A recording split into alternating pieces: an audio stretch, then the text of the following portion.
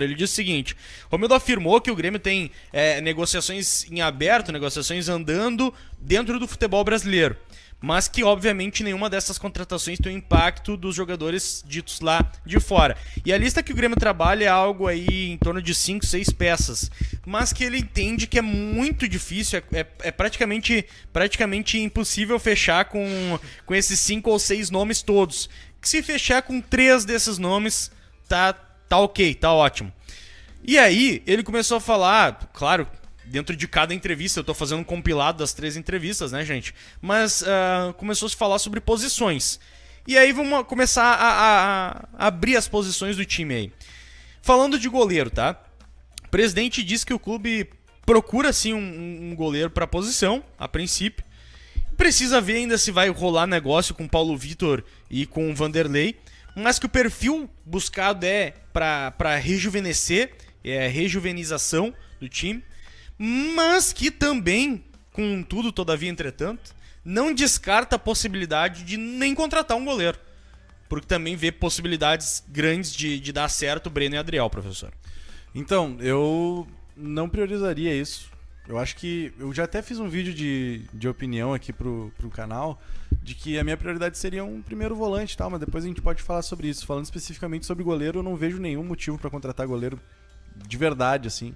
E a gente já conversou em diversas oportunidades também de que, se for para contratar um goleiro, que seja um cara assim, ó, que seja uma unanimidade absurda, que vá fardar e que ninguém tenha um ai para dizer.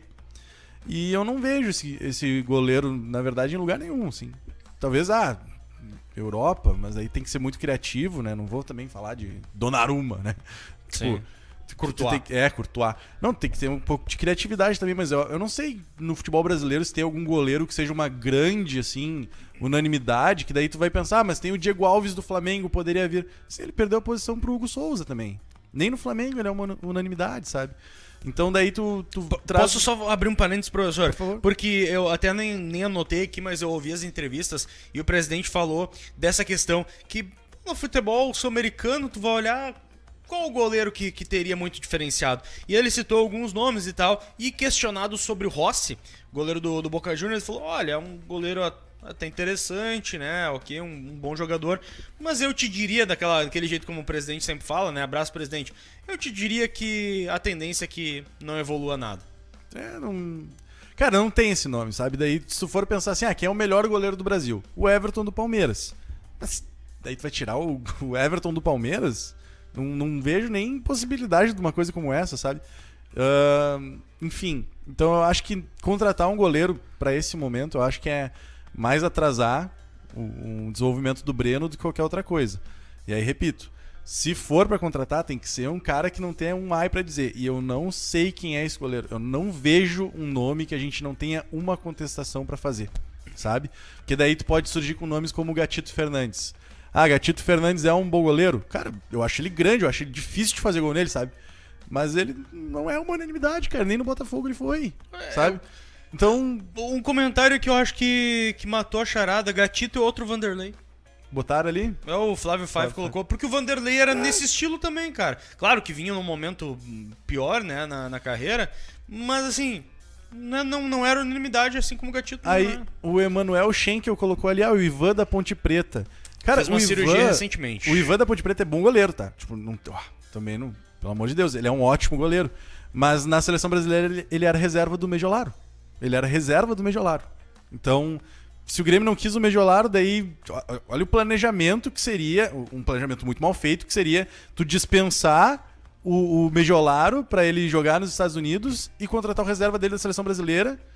E aí tu vai gastar com isso, sabe? Então eu não vejo motivo. Aí, claro... a gente poderia conversar sobre o aproveitamento de um Medjolaro da vida. Eu acho que daria pra conversar sobre isso. Porque a gente teve pouquíssimas amostragens desse cara. Sim. Daí pra dizer, porque ele não é grande coisa mesmo, sei que lá. Cara, ele jogou o quê? 2, 3 jogos no máximo? Não tem muito como tu dizer que ele não serve ou que ele era inseguro e tal. É muito pouco. É uma amostragem baixa isso, sabe? Tanto que tá lá nos Estados Unidos e o time já tá querendo comprar ele. Então ele tem essa qualidade também. Tá, tudo bem. Tá nos Estados Unidos, não é o mesmo nível de campeonato. Mas Não sei até que ponto ele não poderia ter sido aproveitado no Grêmio. Daí o Grêmio tem também aquela questão de que gosta mais de goleiros mais altos. O Mejolar, se eu não me engano, tem 1,85. Algo próximo disso. E daí eles consideram que não é muito alto e tal. Mas a avaliação sobre o goleiro não pode ser só relacionada com a altura. Se o cara defende, se o cara tem posição... Se o cara foi de seleção brasileira e era titular por tanto tempo, alguma coisa de bom ele tem. Então a gente poderia conversar sobre isso. Como não vamos conversar, porque ele já está lá nos Estados Unidos, já renovou lá o empréstimo, etc. Cara, é o Breno, cara. É o Breno, cara, não tem o que fazer. Duas coisas. E pra mim é bom o Breno. Duas coisas. Quem é aqui que viu 10 jogos da Ponte Preta? Eu quero saber quem é que viu 10 jogos da Ponte Preta. Só isso. Os mesmos... Os querer me aplicar que você sabe que o Vanderlei, Eu vou te dizer. que o Ivan é bom. Eu vou te Que dizer. nunca viram o cara jogar na vida, vão me aplicar. Quem é que viu. Vão me aplicar. Eu vou te dizer quem é que viu os mesmos caras que falam que vem Campeonato Paraguaio. Essa Traz o mesma fulaninho turma aí, de pô. lá. Que o Heinz é muito bom treinador. Nunca viu 5 partidas de um time do Heinz, rapaz. Vai me aplicar esse Sabe nem ideia que aí. tipo de jogo que o Heinz faz. Então vamos lá, vamos de largada que ninguém viu 10 jogos do Ivan, né? Eu vi uns 3, 4 ali. Teve um jogo... Da ponta Agora eu não consigo lembrar o torneio. E muito, é porque eu sou viciadinho em futebol, né? Parece um joguinho. É que eu prefiro olhar a Série B do que Champions League, né? Eu sou debilóide. Eu sou debilóide. Eu sou debilóide. Eu prefiro ver a Série B do que ver campeonato inglês, italiano, essas porra. Eu perdi o tesão. Eu gosto é ver futebol daqui. E outra coisa, a questão do Mejolaro. Mas vem cá, esperaram chegar no profissional para descobrir que o goleiro não tem altura? Sendo que eles fazem um monte de exame quando o cara Só tá na base. mas não sabia a altura do rapaz. Pô, chegou lá o guri com 25 anos. Olha, ele só tem 1,84m. Porra, mas com 19 ele tinha quanto? Acharam que ia chegar aqui a 2,12m? É dois tirão, né? Sabe? Essas coisas que não dá pra entender, cara, que acontece no Grêmio. Nesses dias o cara botou até no Twitter lá, eu tinha até me esquecido do zagueiro Gerson. Você se lembra do Gerson? Sim. Porra, o Gerson claro, era destaque do todas as seleções da base. Ele chegou no profissional, não, mas ele é baixo. Mas para aí, esperaram 20 anos pra descobrir que o cara não tinha altura?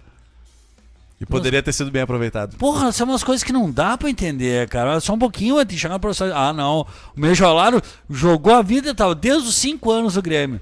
Chegou com 20, opa, não tem altura, mas para aí, mas esperaram 15 anos pra descobrir que ele não tem altura? E esse seu critério também é muito pouco, né? Porra! Só ser alto, só precisa ser alto.